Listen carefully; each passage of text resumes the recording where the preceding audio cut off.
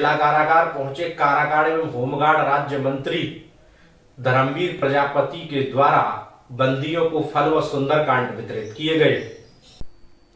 मथुरा पहुंचे उत्तर प्रदेश के राज्य मंत्री कारागार एवं होमगार्ड स्वतंत्र प्रभार धर्मवीर प्रजापति ने कारागार में नवरात्रि व्रत रहे बंदियों को फल एवं हनुमान चालीसा पुस्तक लेकर आए। सुंदरकांड हनुमान चालीसा पुस्तक देकर उनका हालचाल भी जाना।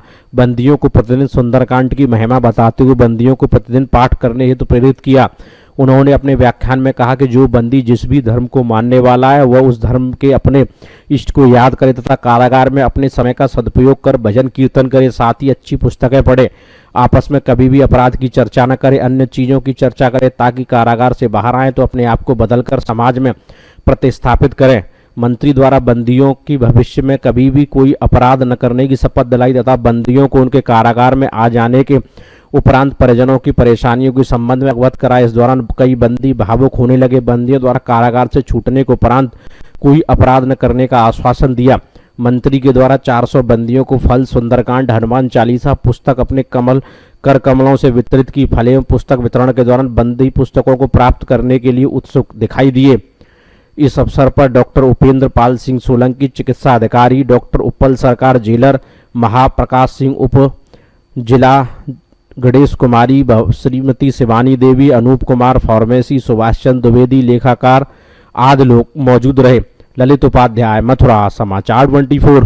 जनपद दौरे पर है, आज जिला जेल में आए हैं, क्या कुछ कहना चाहेंगे?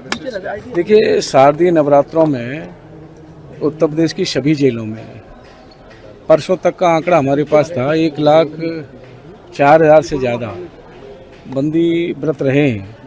किसी दिन 30,000, किसी दिन 35,000, किसी दिन 40,000 जैसा वो है। कल शायद अष्टमी है तो कल व्रत ज़्यादा रहेंगी।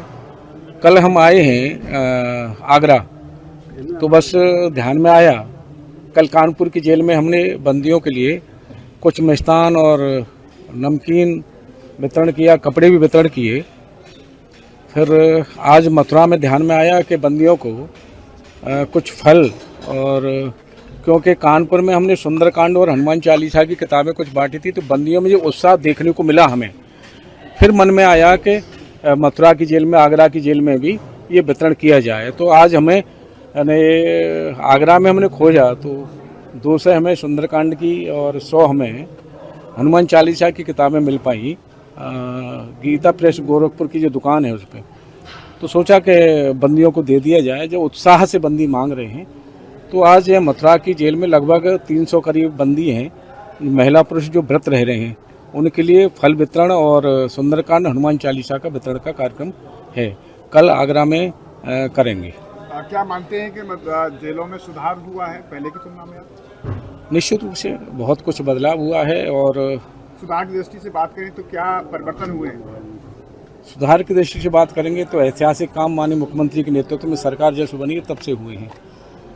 हम कह सकते हैं कि 41 जेल में महिलाओं के साथ जो बच्चे हैं उसमें टीचर नियुक्त हैं उनकी पढ़ाई लिखाई के लिए, और 51 जेल में कल हमने वहाँ आगरा कानपुर में एक चिल्ड्रन पार्क का उद्घाटन किया है, तो 52वां चिल्ड्रन पार्क बन गया है।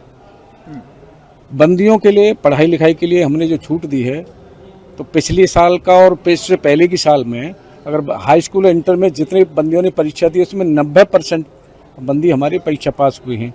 सभी उत्तर प्रदेश की जेलों को हमने कौशल विकास से जोड़ा है और सभी को काम सिखा रहे हैं बाहर जा कर के, क्योंकि जब जेल में एक बार व्यक्ति चला जाता है तो बाहर जल्दी रोजगार उसे नहीं मिलता। तो सभी जेलों को कैमी कौशल विकास से जोड़ा है। वो बंदी कुछ काम सीखेंगे जाएंगे तो किसी के आश्रित नहीं रहेंगे, स्वरोजगार से जुड़ सकेंगे, वो अपना रोजगार स्वयं कर सकेंगे।